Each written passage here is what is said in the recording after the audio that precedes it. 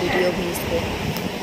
तो इंट्रोडक्शन में है जैसे सेल्फ केयर का मतलब होता है आप पूरी तरीके से एंजाइटी फ्री या फिर आपका जो स्ट्रेस होता है उसको पूरी तरीके से रिड्यूस करना।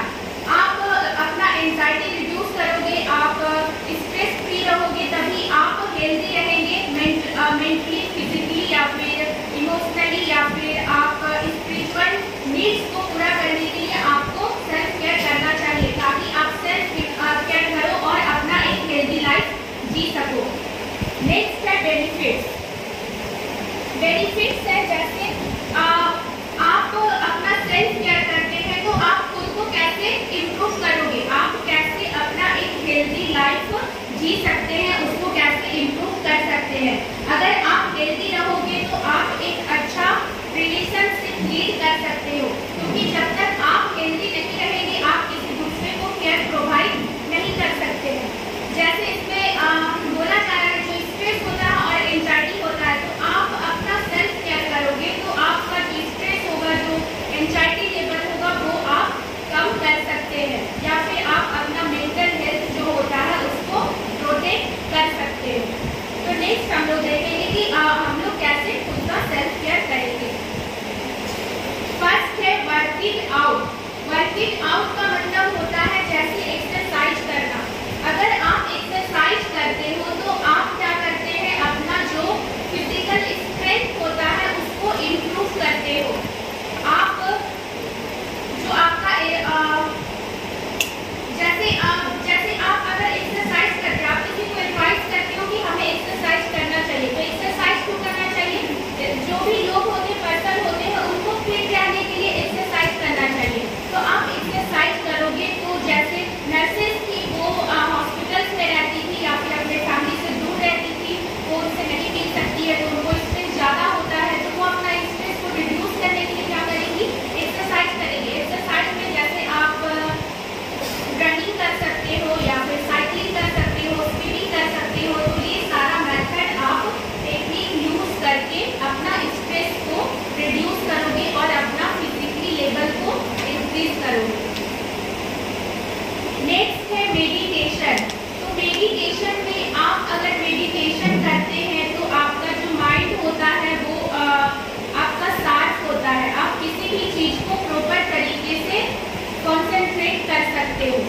आप अगर मेडिटेशन करते हैं तो जब भी हम मेडिटेशन करते हैं या जो नर्सेस हैं वो मेडिटेशन करती है तो उनको डीप ब्रीथ टेक्निक यूज करना चाहिए ताकि वो काम रहे, कूल रहे। अगर अपना जो वार्ड है या फिर जिस एरिया में वो जाकर के काम कर रही है वैसी जगह में उनको खुद को क्या दिखाना है कि वो कूल है, मतलब वो काम है, उनको अंदर से स्ट्रेस रहेगा, एंजाइटी रहेगा, लेकिन वो उनके फेस से शो नहीं होगा कि जो नर्सेस हैं उनको भी एंजाइटी है।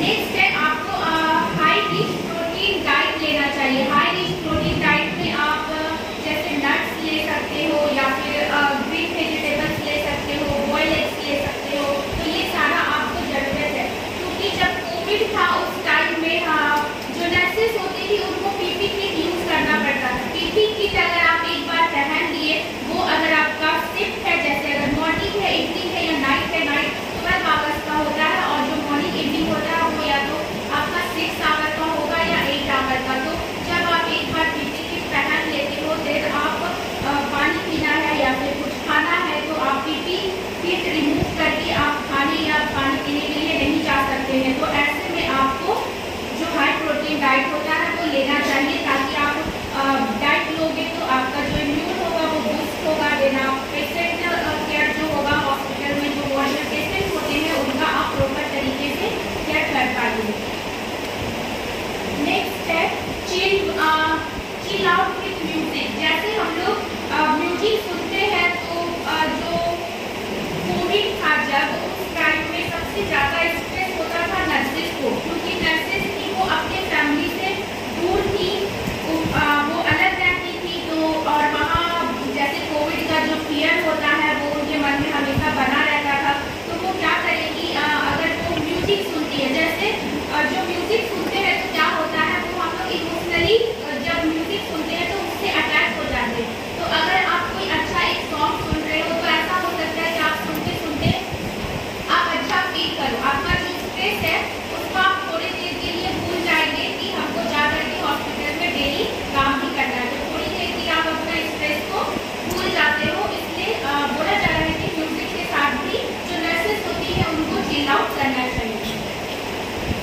नेक्स्ट है प्रॉपर स्लीप। प्रॉपर स्लीप हर एक पर्सन के लिए जरूरी होता है।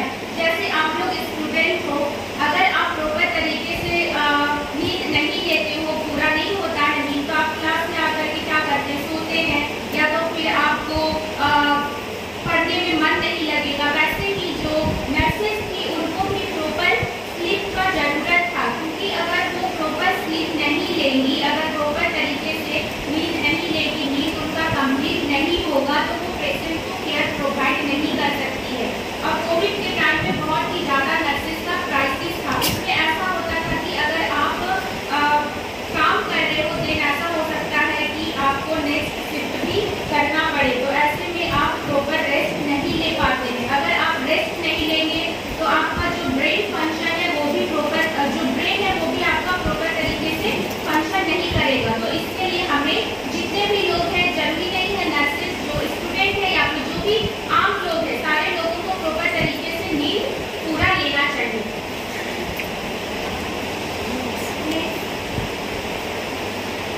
नेक्स्ट है आपको रिसाइलेंस बूस्टिंग बुक पढ़ना चाहिए, क्योंकि आप जब कोविड था, कोविड के टाइम में आप कहीं बाहर नहीं जा पाते थे, आपको घर में रहना है। आप घर पे रहोगे तो कितना ही आप टीवी देखेंगे या मोबाइल यूज करोगे, तो उससे अच्छा है कि आप कुछ ऐसा बुक पढ़िए जिससे आपको कुछ हेल्प हो, आपका जो माइंड है वो पीसफुल रहे। आप स्कूल के लिए बुक्स पढ़ सकते हैं, जैसे बाइबल्स होता है या फिर जो गीता होता है, जो ग्रंथ होते हैं, तो वो सारी चीज़ों को आपको पढ़ना चाहिए। या फिर जो नर्सेस होती है उनको भी पढ़ना चाहिए, ताकि उनका जो मन है वो हमेशा शांत रहे और वो स्ट्रेस फ्री रहे। नेक्स्ट है try some art therapy. Art therapy का मतलब है आप जो कलर यूज करते हो, या फिर आप ड्राइंग करते हैं, या फिर पेंटिंग बनाते हैं, तो वो सारा होता है आपका आर्ट थेरेपी। तो आर्ट थेरेपी करने से क्या होगा, आप हॉस्पिटल से अगर काम करके वापस जा रहे हो रूम में, आप अकेले हो, तो क्या होगा, आपको ज़्यादा एंजाइटी होगा या फिर फियर हो सकता है, क्योंकि आप फैमिली से दूर हैं। तो ऐसे में आप आर्ट थेरेपी यूज कर सकते हैं, जैसे आप कलर कर सकते हो या फिर पेंटिंग कर सकते हो। ऐसा जरूरी नहीं है कि जो नर्सेस है उनको बस पेशेंट का केयर करना है। हर किसी के अंदर अपना एक क्वालिटी होता है या फिर अपना एक स्किल होता है। जैसे किसी को ड्राइंग करना पसंद है, या फिर किसी को पढ़ना पसंद है, किसी को पेंटिंग बनाना पसंद है, तो आप क्या करते हैं, अगर आर्ट थेरेपी आप यूज करते हैं तो इसके थ्रू आप अपना जो क्रिएटिविटी है उसको भी आप डेवलप करते हो। तो हमें आर्ट थेरेपी भी यूज करना चाहिए। नेक्स्ट है प्रिवेंटिव मेजर्स इन हॉस्पिटल। जैसे अगर आप हॉस्पिटल्स में हैं, जो नर्सेस है अगर वो हॉस्पिटल्स में है तो वो क्या मेजर्स यूज करेगी। तो अगर आप हॉस्पिटल में हो तो जो भी नर्सेस होती है उनको आपको एजुकेट करना है या फिर ट्रेनिंग देना है। कोविड के टाइम में जैसे आप वार्ड में ऐसे बिना पीपी का नहीं जा सकते हो, आपको पीपी प्रॉपर तरीके से पहनना है, देन आप जाकर के पेशेंट साइड में पेशेंट को केयर प्रोवाइड करते हैं। तो पीपी का मतलब होता है पर्सनल प्रोटेक्टिव इक्विपमेंट, जिसमें आपका होता है एक गाउन होगा जो आपका डिस्पोजेबल होता है, देन आपका शू कवर होता है, आपका इनर ग्लव्स होता है, आउटर ग्लव्स होता है, सर्जिकल ग्लव्स, देन आप आई प्रोटेक्शन के लिए गॉगल्स यूज करते हैं, आप फेस शिल्ड यूज करोगे। तो ये सारा आपका सेफ्टी किट के अंदर में आता है, जो आप पहन करके पेशेंट के साइड में जाते हो। ये सारा आपको इसलिए यूज करना है ताकि आपको इन्फेक्शन ना हो और जो पेशेंट है उनको भी आपसे इन्फेक्शन ना हो। तो ये सारा आपको जो नर्सेस होती है उनको टीच करना है, उनको एजुकेट करना है, इसके बारे में बतलाना है, ताकि वो जा करके पेशेंट का अच्छे से केयर कर सके। उनको ये भी ख्याल रखना है कि अगर वार्ड है तो उनको टाइमली डिसइंफेक्टेड करवाना है, या फिर पेशेंट जो भी आर्टिकल्स यूज कर रहे हैं वो सारे आर्टिकल्स को आपको